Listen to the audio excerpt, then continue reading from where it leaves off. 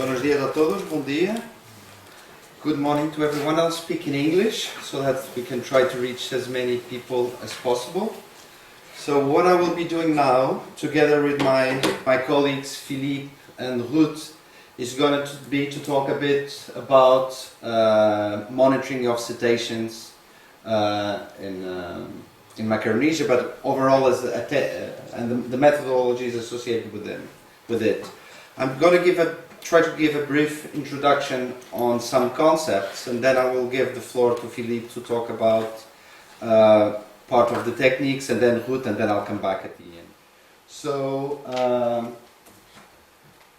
I'll start with something which is basic, but it's very important, and it is, what is ecology? And most of you will know ecology is the scientific study of the interactions that determine the distribution and abundance of species, of organisms. How do they distribute, and how many are there, and why, and how do they relate between themselves? And this is the basis for a lot of what we do. And I'm sorry, I'm going to talk about very basic stuff during this presentation, but the truth is that we have a wide public, from whale-watching companies to more knowledgeable scientists, and so we have to keep it on a reasonable level. And what is monitoring? Because ecology, while ecology is a science, and we sometimes have a scientific question for ecology, which we want to reply for that particular case, monitoring is something which is taken on a longer term and is not necessarily as wide in the answers that are expected than in ecology studies. So it's measuring a parameter or a set of parameters over time in a sequence of periods under a set of conditions. So you need to have certain conditions which are repeated, are kept, and so that you can measure those parameters and be able to compare them.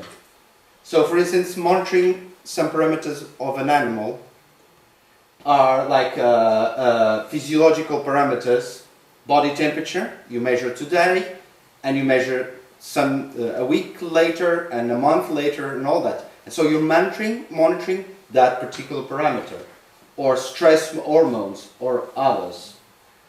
It's a bit like a car where you keep looking to an oil sensor or a temperature sensor, and when you look over time, you're actually monitoring that particular parameter. But if the sensor that was reading that changed from the engine and went to the roof, it wouldn't make sense to compare one value to the other, because they were measuring different things. So kind of the conditions that you set to measure that parameter are really crucial, because if you keep changing those conditions, you are changing what you're reading, and then the values are not comparable. And this is important when we consider monitoring. So it is to ensure that the results, that the parameter measures taken in different times are comparable. So you need to have that standardization so that you can minimize error and also induce variability. Variability which is not natural, which is not related with the parameter you're studying or the phenomena that you're studying, but are related with the way you're doing it. And you don't need that. You really need to minimize those errors and that variability, otherwise you can't get to proper results. So the next step, because we're talking about monitoring populations, is what is a population?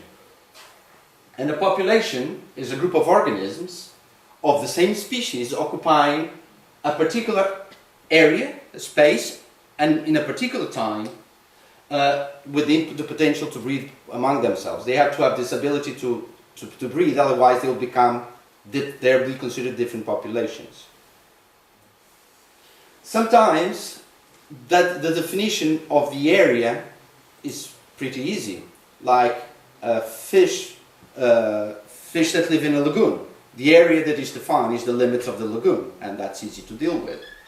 Or the monk seal in Madeira, we know that they don't travel that far, so the animals that we'll see here, we can assume with a very good level of confidence that they are from the same population, even without going to genetic studies or other stuff. But when we're talking about cetaceans, which are very mobile, highly mobile species, or even tuna or birds or whatever, that becomes more difficult to ascertain. Are they the same? If they come in different times of the year, how do we deal with that? So sometimes, for very practical reasons, scientists define an area, a study area, and a period, and for them the concept of population is that. So it's not necessarily a biological concept, it's a more practical approach to deal with a specific problem.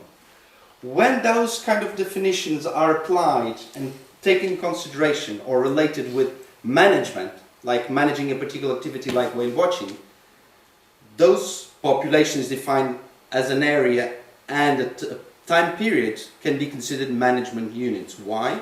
Because the information we'll use and we will try to manage activities that will affect that population. Because the other thing is, we don't manage cetaceans. They do whatever they want. What we do is we manage the human activities that might impact in them. So reducing pressures, changing areas of operation in case of whale watching, limiting or expanding, whatever. And so this is that's why this concept of management units. So what parameters should we measure? So in a way, if you think in a more ecological perspective, what questions do we want to answer?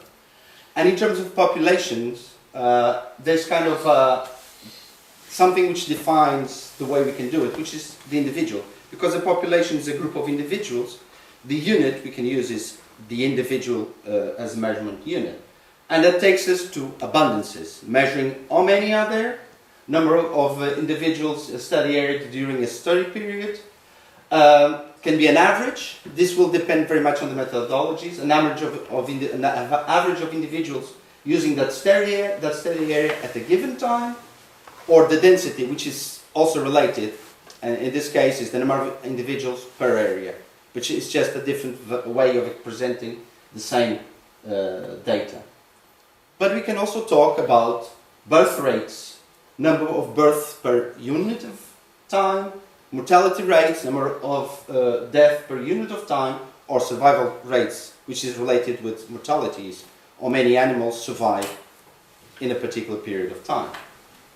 And I'm sure my colleagues will be talking a bit about this, but it just gives overall the view. And there is also immigration and immigration rates, which will kind of measure how many animals will come in or go out from the study area. It's in a very simple and quick way.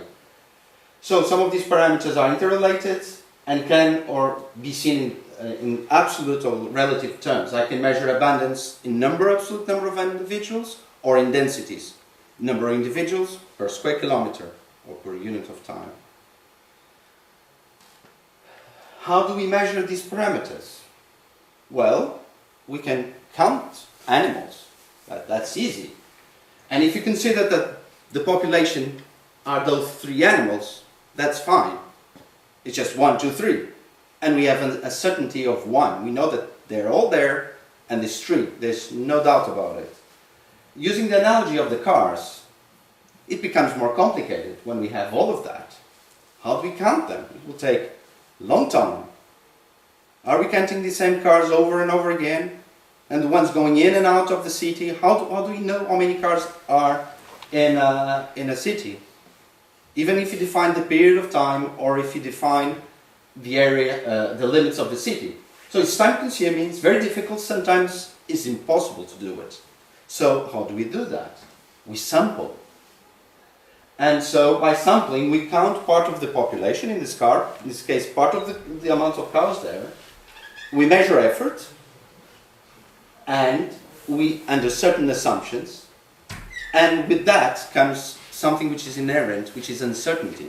We are not certain 100% we are dealing with 3 animals, or with 1,523 cars, but because we're sampling, we are just measuring a subset of that group of cars, we'll get some level of uncertainty which we have to deal with. So it is very important the way we do that sampling. So the way we apply and the way we go out and measure that subpopulation or in the case of animals, or the subset of cars we're counting, it's very important because it comes with some certain assumptions. And one of them is that it should be representative of the population. So if we just count one car there, it won't tell us much. So we have to have a minimum amount of effort, and we must do it in a proper way so we can have a sample which is representative of the overall amount of cars available in the study area. And so from there we can actually estimate the number of cars or abundance. The other concept, very quickly, and I'm already finishing to give the floor to Philippe, is the concept of bias and precision. So these are English terms, I don't know the Spanish ones. Portuguese is precisão e enviesamento. Bias is... So in the first case, we have well, let's start with like this one, where we have the dots around the target quite spread, so they are not very precise. But the average is right on the target, so it's not biased, the result. It's on the center. On the left side, it's still quite wide, but again, the average is slightly to the side, so it's biased. We're not getting the right, it's neither precise or you're getting the right average. For instance, if you think in terms of average of animals present in a particular area, it will not be 500, we'll just be measuring, we're getting a value like 300. There's an error there, there's a bias in the result. In this case, we have the precision, all the dots are very close to each other, so the error is minimal, but the value we're getting is way off what is the true average. So it is precise, but unbiased. And in this case, it's what we aim all to achieve when we do science, and we try is to minimize the error, to be precise as much as possible, and to get it on the target, to know the true average number of individuals. So we'll be unbiased and precise. And so every time you try to do a study, you try to find the right methodologies, the right amount of effort, so that we can be as unbiased as possible and as precise as possible. But the truth is, the real world, there are limitations, and sometimes we get it unbiased, and sometimes we get it imprecise, and sometimes we get it both. And as it gets one or the other, depending on what kind of answers we want, it might be problematic or not. We can talk about it a bit further in front. So we will be talking now about different methodologies, which will be photo identification and mark recapture, which will be Philippe talking about, equal coverage surveys, line transect, and equal coverage surveys, satellite channel telemetry, biologging, and biopsying. Don't be scared, some of you, with these terms. They can be sometimes equal coverage statistics. It's like we'll try to avoid as much statistics as possible and keep it down to the ground as possible. So I'll give the floor now to Philippe to talk about photo ID.